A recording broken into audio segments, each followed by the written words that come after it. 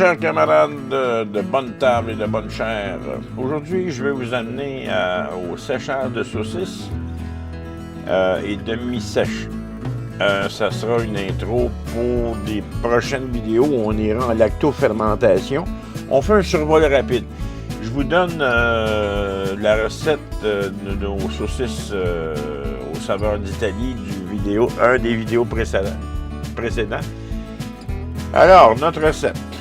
700 g de porc maigre, 300 g de grotte d'eau, 15 à 18 g de sel nature, 15 g de sucre, 5 g de fenouil, 5 g d'anis, 1 à 3 g de poivre, 1 à 3 g de piment chili, 1 à 3 g de piment cayenne, 3 g de paprika, 2 g d'herbes italiennes ou autres du genre basilic ou origan, 10 g d'ail granulé, 5 g d'oignons granulés, 100 g de mozzarella en défunt, 100 g de tomates séchées marinées, 100 g de vin rouge ou blanc ou autre liquide, 20 g de lait en poudre ou autre liant, ça c'est facultatif.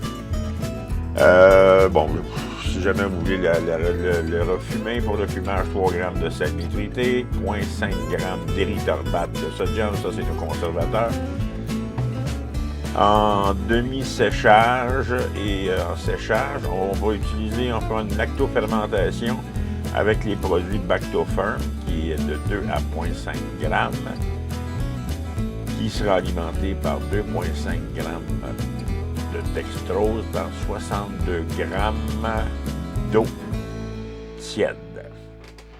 Sans plus tarder, on évoque notre méthode pour notre produit. Mon mélange est bien froid. Je vais commencer à préparer ma lactofermentation. C'est tout simple, c'est une culture de bactéries, culture bactérienne. Un peu de dextrose, de l'eau, on mélange, on laisse reposer 30 minutes pour activer nos bactéries. On commence notre mélange, on introduit.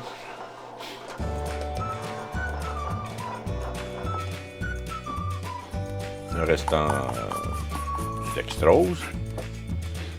Mon nitrite numéro 1, l'érytharbate, indépendamment, il ne faut pas que ça soit ensemble. L'assaisonnement.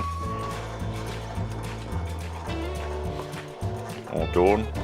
J'ajoute mon liquide qui était du vin blanc. J'avais un peu de liant. Le restant de ma recette. Quand tout est bien collant, on y va. À la main, ça se fait la même chose. On ramène toujours notre chair vers l'intérieur pour faire un mélange homogène. On y met en boyau. Vérification qu'il n'y ait pas de petites poches d'air. On va ficeler avec un nœud bien simple, là, double clé, à la dimension voulue. Parce qu'on s'en va en suspension sur crochet. Mais vous pouvez quand même le mettre sur une grille là, si vous voulez avoir des saucisses indépendantes tout de suite. Mais en suspension, là, il y a une bonne aération.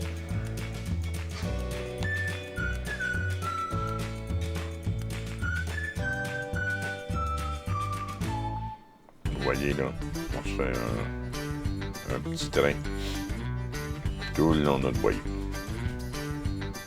Ça garde la force aussi du boyau.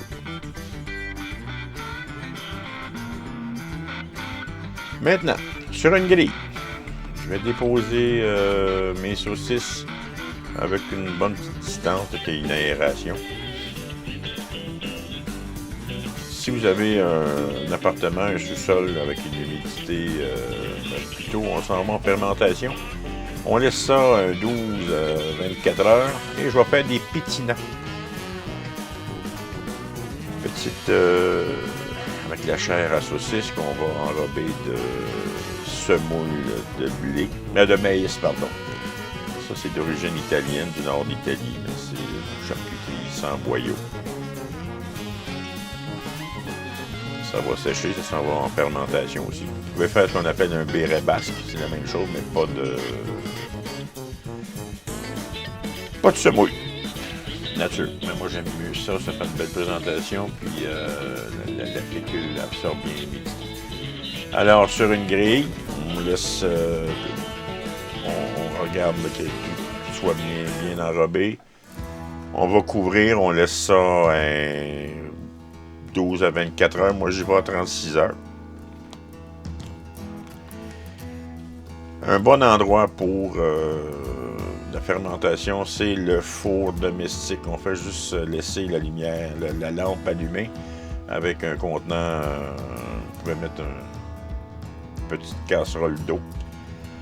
Maintenant, pour le séchage, pour une bonne répartition de l'air et de l'humidité, on va multi-perforer notre boyau. On ne gêne pas, on en fait. De tous les côtés. Ça va permettre un bon transfert d'humidité et d'air.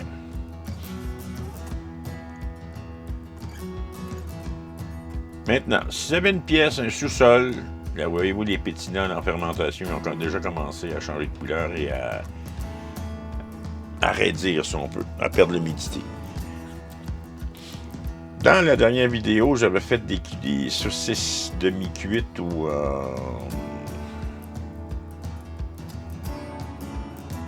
la température à cœur était de 160 Fahrenheit, c'est-à-dire une cuisson moyenne ou médium. Je vais aussi perforer. Nous, on s'en va en demi-séchage. On enrobe ça, on fait ça au torchon. Là. Ça, c'est communément appelé le coton fromage ou c'est étamine. C'est ça, je crois, c'est étamine. On se fait un train. On va isoler chaque saucisse. Au bout de celle-ci, on va nouer. Mais ça, vous voulez mettre comme ça, noué, dans votre frigo. Bon, si vous avez un sous-sol avec une humidité de 70 à 80%, température ambiante de 13 à 15 Celsius, bravo, vous êtes choyé. Sinon, au moins, ce que j'ai fait, je me suis fabriqué nos maisons du Nord ici sont très sèches, très isolées pour l'hiver. Alors la température est sèche. Je me suis fabriqué une petite salle de fermentation. Ce qu'on va voir là, ça va se faire au frigo. Le torchon va faire une espèce de couverture pour ralentir la fermentation. Voyez-vous, là, c'est bien simple. Ça peut se faire avec un linge à vaisselle là, propre, sans odeur d'étercif. La même chose. On va nouer.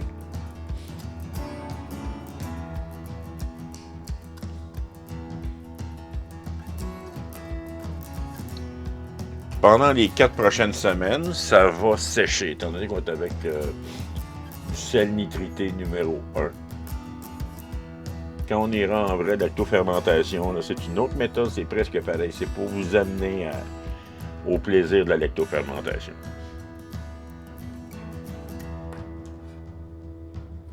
Mes nœuds sont faits, je vais suspendre. Voyez-vous, moi j'ai recréé, les pétilants sont sur grille, j'ai un humidificateur, je contrôle mon humidité, ma température, le séchage est là.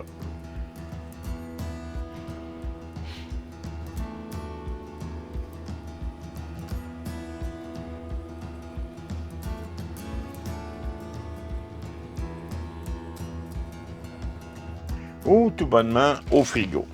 Il sera important durant la première semaine de masser. Bon, retournez vos pétilants chaque jour et de masser les saucisses qui sont sur grille, de les tourner.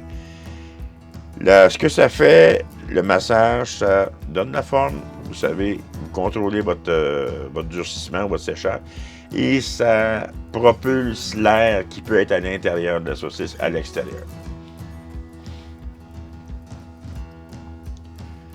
Au bout du jour, je me fais petite dégustation de celles qui sont en train de sécher.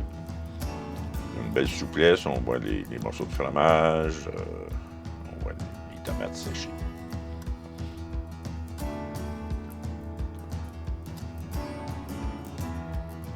Ça va bien.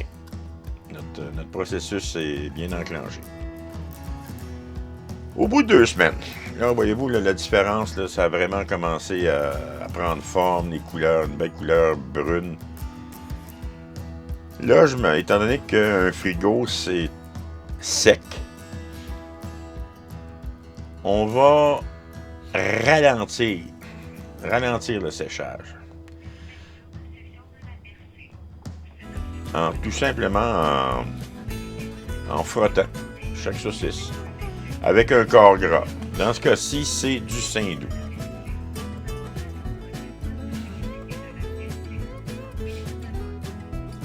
Sans avoir essayé d'autres corps gras, j'imagine que le gras de bœuf ou le canard, ouais. J'imagine que le canard, ça doit fonctionner, c'est pas le plus cher, mais le gras de porc, c'est gagnant. Un coup que tout ça est fait, on retourne au frigo pour un autre 2 semaines.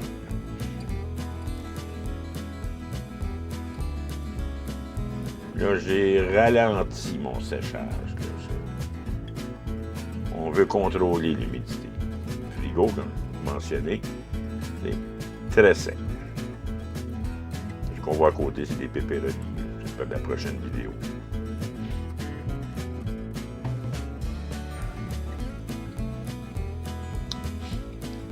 Au bout d'un mois, voyez-vous, là, ça s'en va dans des ragoûts. C'est succulent. Le goût est concentré. Ça a développé des saveurs. Là, les pétinants sont belles. Vous allez voir là.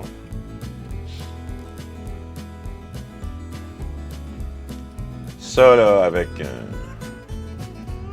une bière fraîche, un vin de qualité, c'est agréable.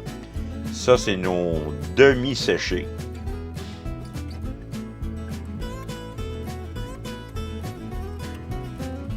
Et là, ça se met dans des soupes, ça se met. Comme devient la coutume de notre dicton, quand c'est fait maison, c'est meilleur. Merci beaucoup, bon appétit, amusez-vous.